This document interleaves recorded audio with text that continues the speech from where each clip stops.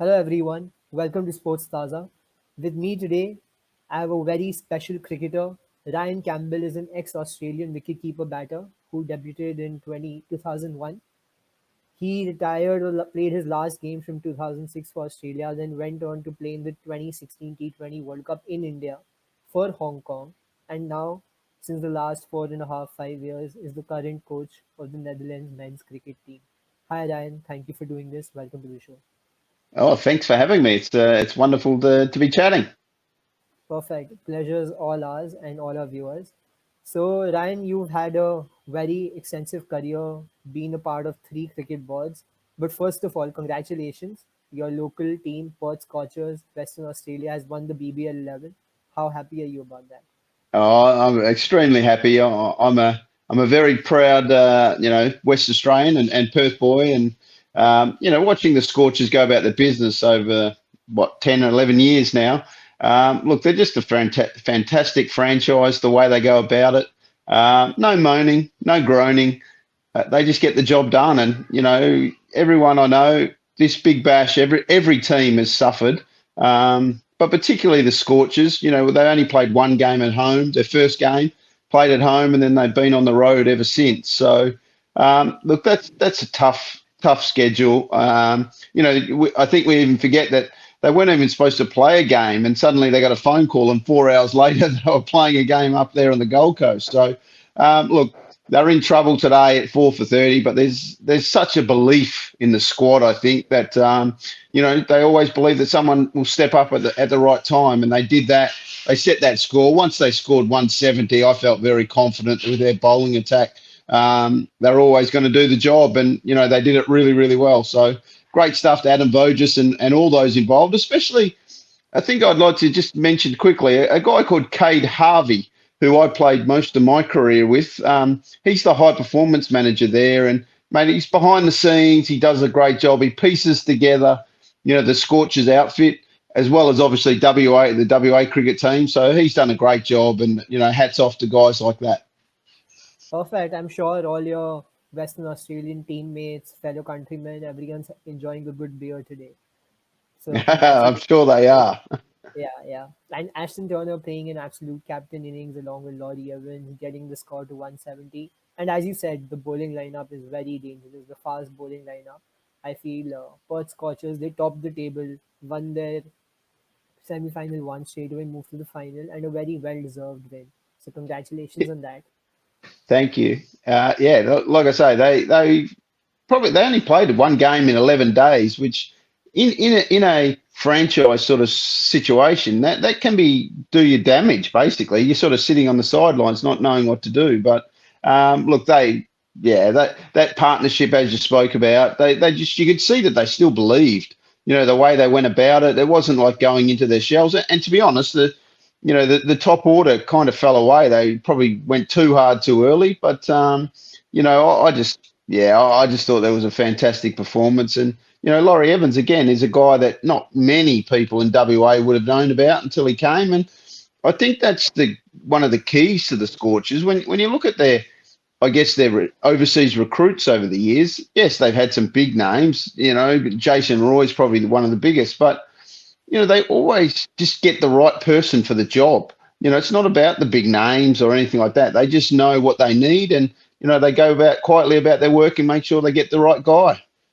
Absolutely, and you must be very happy for Mitch Marsh as well, being out of the Test squad, won the T20 final, and now performed for Perth Scorchers. Could not perform too much in the finals, but he got them to the stage. So great turnaround for him.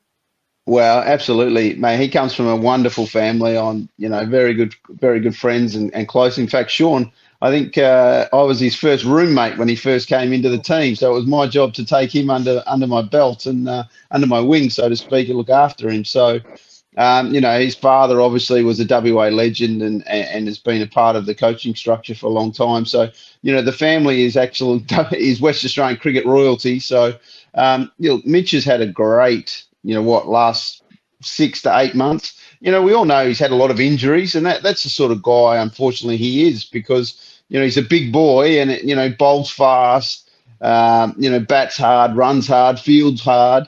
And unfortunately, sometimes the body just doesn't stand up. But I think, over the last probably or so years, he's kind of got a sort of a lid on all those sort of injuries, and that's given him more consistency about his cricket. And it didn't surprise me when he did so well for Australia, and now obviously with the Scorchers. So I think he's got a big couple of years coming up in international cricket.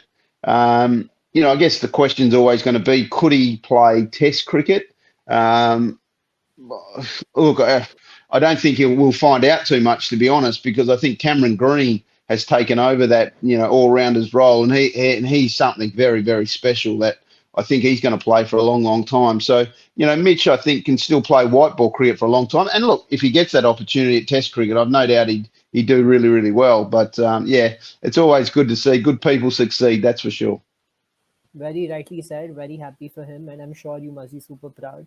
Now, coming to your Australian career first. So, you replaced Adam Gilchrist in the squad. You started as a wicketkeeper batter. Then, you started opening the innings. You were known as a very explosive batsman. Unfortunately, there were no T20s, no IPL, no BBL at that time. So, how different was it to play for Australia and then shift to Hong Kong, play a very shorter format, a very fast format in 2016 and the T20 World Cup? Yeah, look, it was obviously at the time. I had a great career that I enjoyed every minute.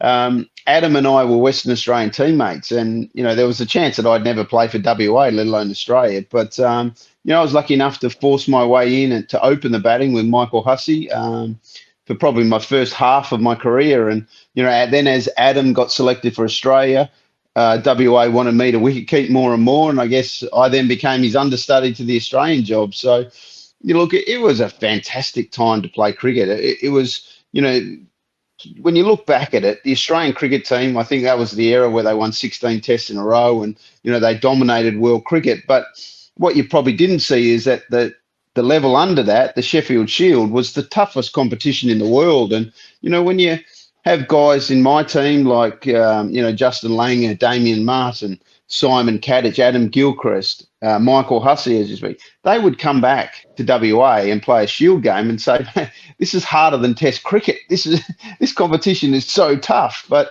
look, it was a great time to play, and I enjoyed every moment. I actually retired quite early because at 31, 32, I was still going pretty well, and I actually made 100 the week before that. I decided to retire halfway through the year, but I was pretty busy on the sidelines with business interests. I was also working in TV and radio in Perth, and they wanted more and more of my time. And I was pretty happy to sort of walk away from the game. I loved it, but I just knew that I was just so busy outside it. So I walked away, and the Hong Kong thing came about in a weird way. It was because I loved my coaching, and I really wanted to get back into, if I was going to be a full-time coach, I wanted a different experience. I didn't want to coach in Australia where I was basically would have known, well, the way I batted or the way I kept, I would be probably pigeonholed a little bit. And going to associate cricket was a way that you learn fast and you have to do all sorts of things. And,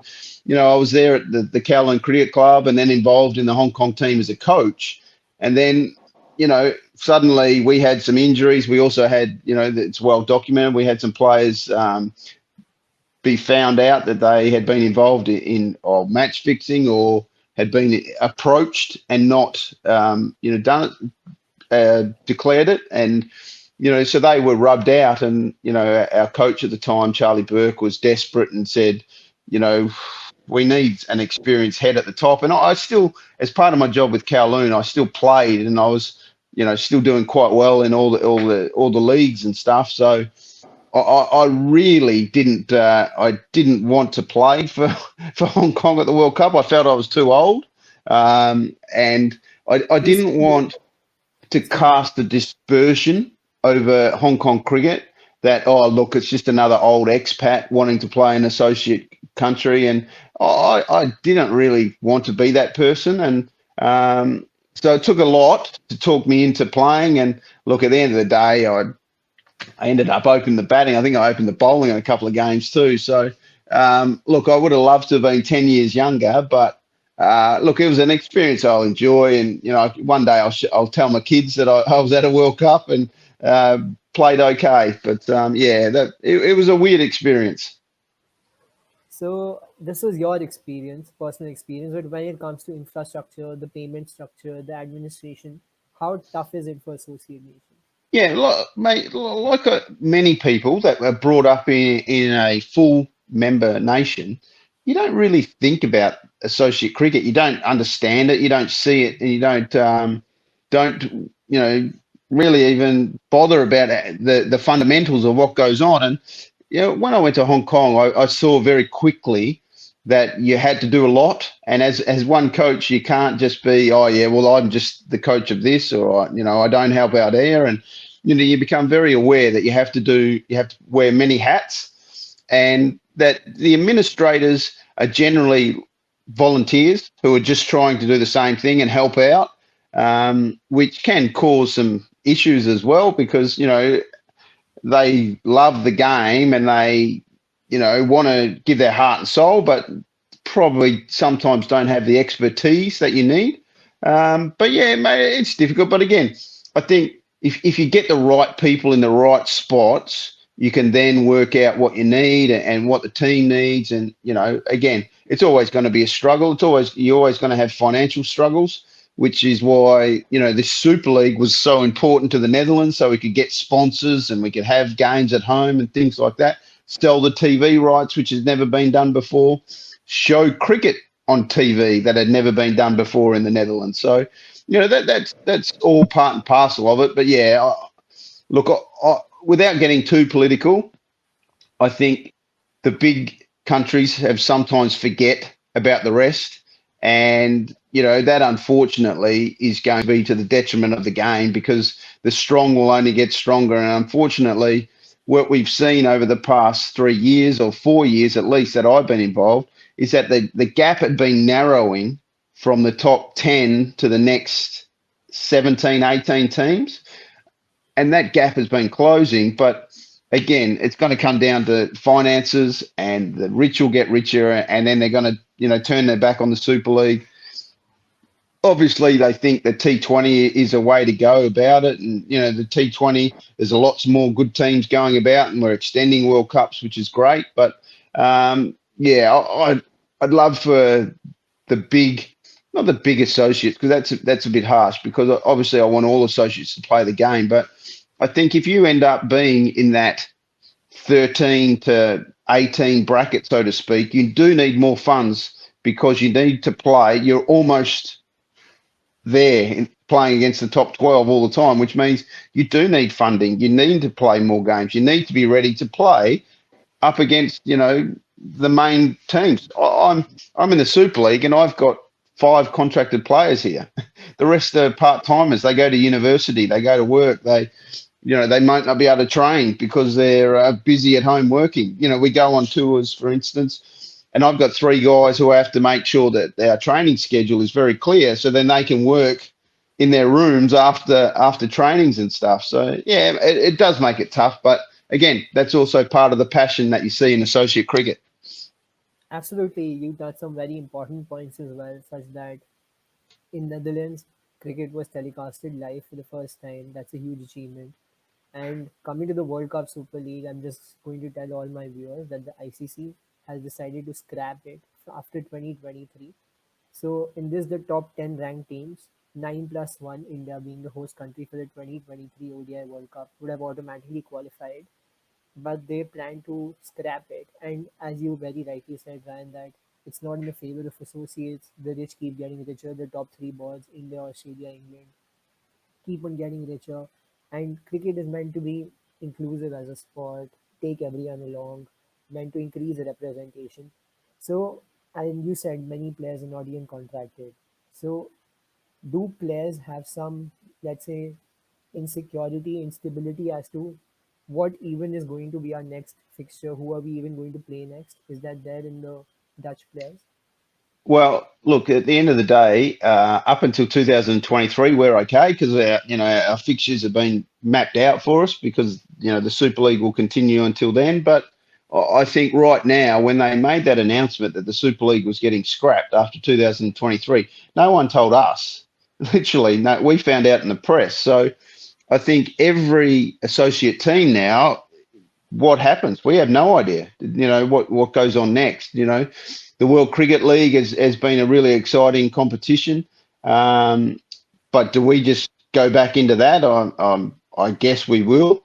The funny thing was, if we happened to, upset a few teams and finish eighth, we would then go into the direct qualification for the World Cup, but then be out on our ear and not ever play another ODI against the main teams because we're not going to be in the main competition. And mate, you'll see that what will happen is that the big teams will start to reschedule more fixtures against each other, and that's where they make the cash. And teams like, not just us, but teams like Zimbabwe, Ireland, they won't get the opportunity to play against the big teams. That they'll be pretty much playing amongst themselves and probably playing against us and stuff because they may get the dog may get a bone thrown at them every now and again. But yeah, I'm a bit fearful for what comes after 2023. Absolutely, and I feel that the ICC needs to be more transparent with all the boards, keep everyone in the communication, and be inclusive. Sport is meant to be inclusive. So, yes, coming to your recent few series, I think luck has not been on your side. Your South African tour got cancelled just after the first innings in the first one day. Now you went to Doha, played Afghanistan in a three-match one-day series, but result was not in your favor. Netherlands lost all the three matches. So, what are your takes on the recent series and on the South African series which got cancelled?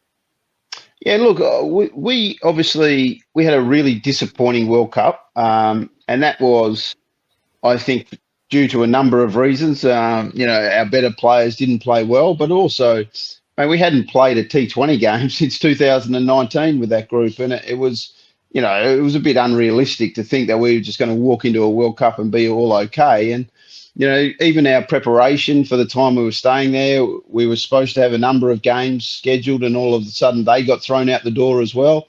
And that obviously there was a little bit of COVID related to that and other issues, but yeah, it made it really tough. So when we went to South Africa, it was really important that we bounced back really quickly and stay together as a group. And, we knew we were playing against really tough opposition. And I think when you watch that game, that first innings, I think for about 47 overs, we were incredibly good.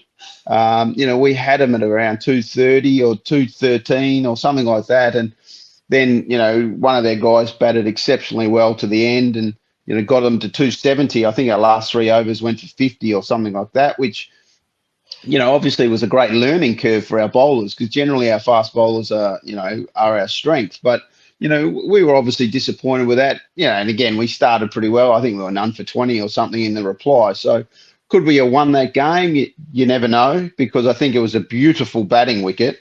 And it was fast, and at Centurion, you're at altitude, so the ball travels further. But, obviously that gave us a lot of confidence the way we went about that game. And obviously then Omicron came and there was a lot of, toing and froing. And, I think when people talk about us, they just went home. It wasn't like that at all. We were getting told that all of Europe was about to close. There was going to be no flights in, that if we stayed, the government would not come to help us out because it was our choice of being there. And, there was a little bit of panic going on as well. And again, when Omicron was first mentioned, it sounded like it was going to be the end of all civilization. But again, now, months and months later, we can take a breath and go, okay, it seems not that bad. But, at the time, I had players getting rung by family members at 6 a.m. of the morning of the game saying, you've got to get home. This thing's going to be, the worst thing that's ever hit the world and all that sort of stuff. So, that was disappointing. And of course, so we go home and then again, it robbed us of a couple more games.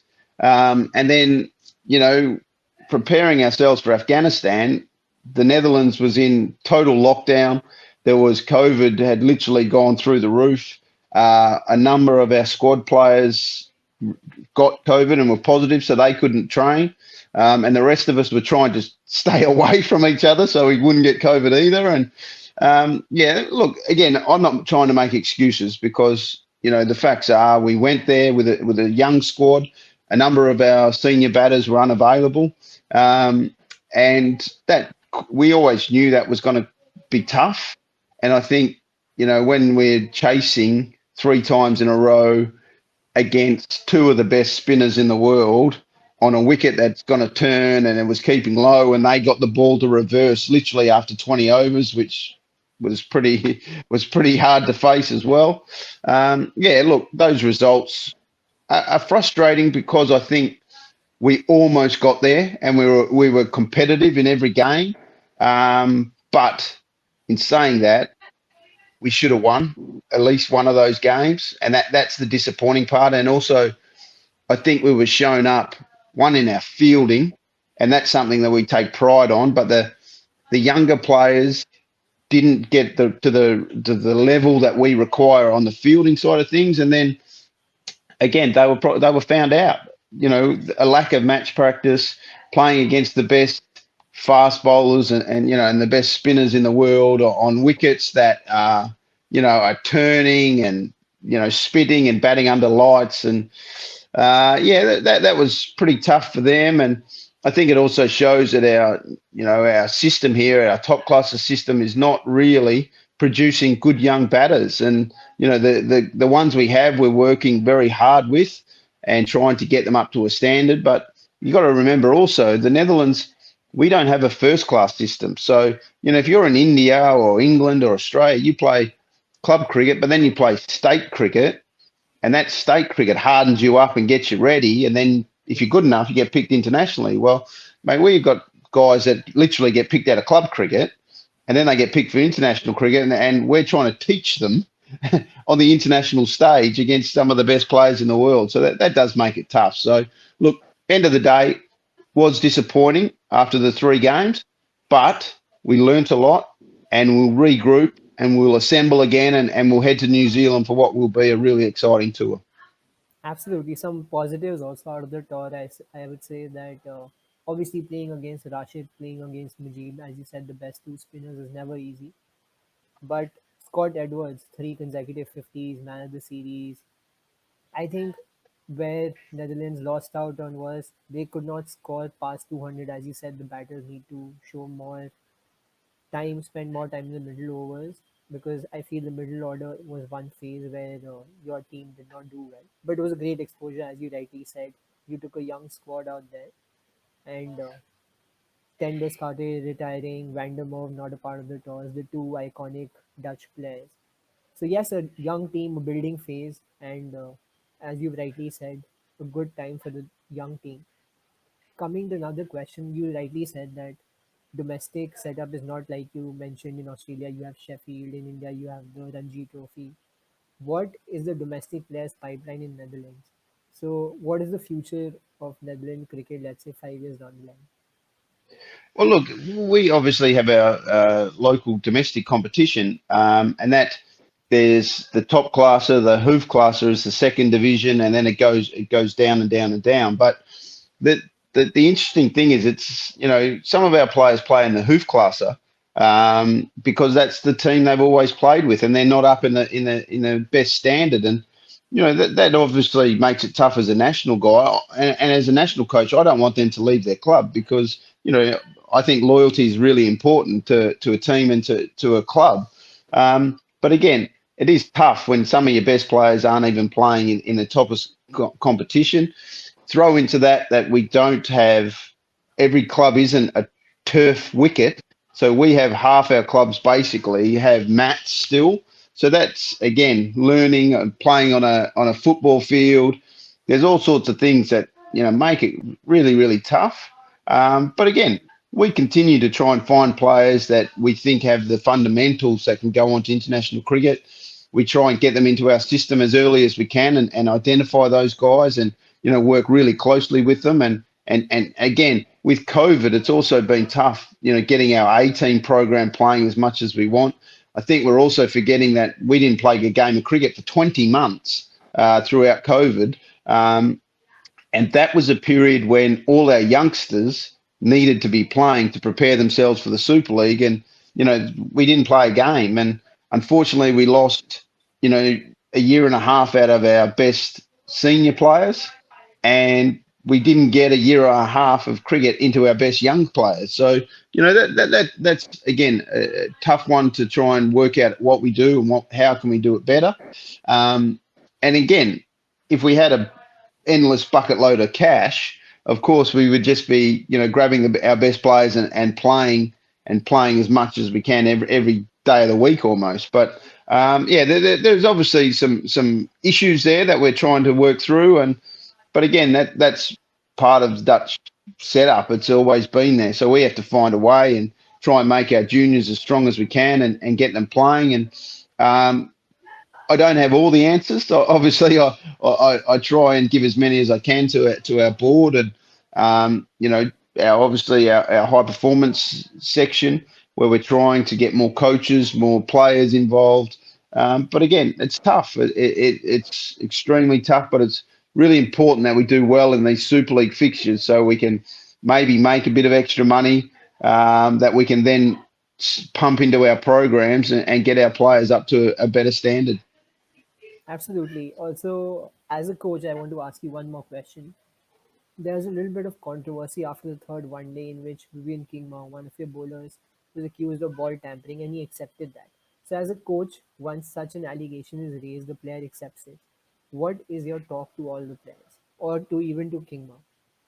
Look, 100%. Look, I'll be honest. At the time when they were replacing the ball, I was angry because I felt that Afghanistan was reverse swinging the ball in every game, and suddenly we were started to make it swing, and we were all I could see was we were shining the ball, and so I was angry. But then obviously the match referee said, "No, no, no, mate, I'll show you later." And I went, "Oh no, what's happened here?"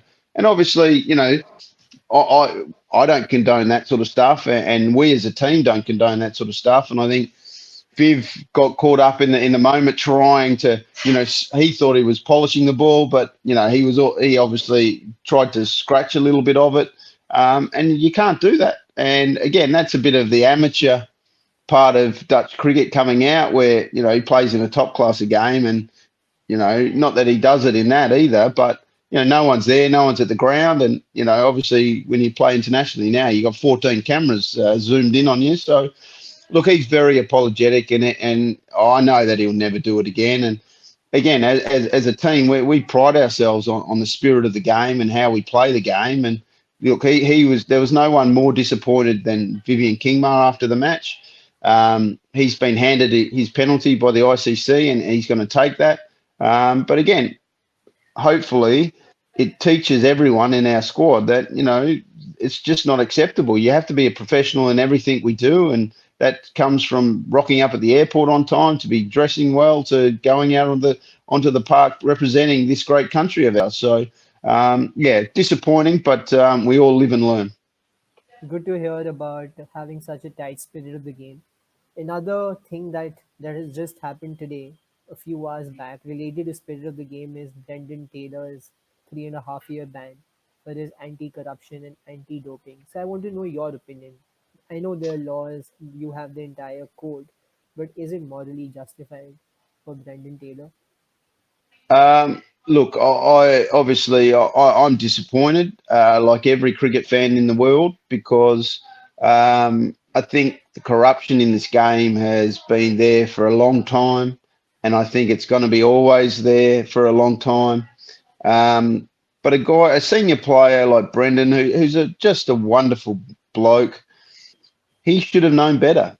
That's the thing. We all sit through the same anti-corruption lectures and videos and stuff like that. So, mate, he knew, and he should have said something, and that's disappointing. And again, the rest of it, I'm not going to go into the drug side of thing, because that's obviously an issue that he's dealing with and his family's dealing with. So, um, that's something that he has to work through. But at the end of the day, anti-corruption, sports betting on this game, it's very, very a real topic. It's very much there.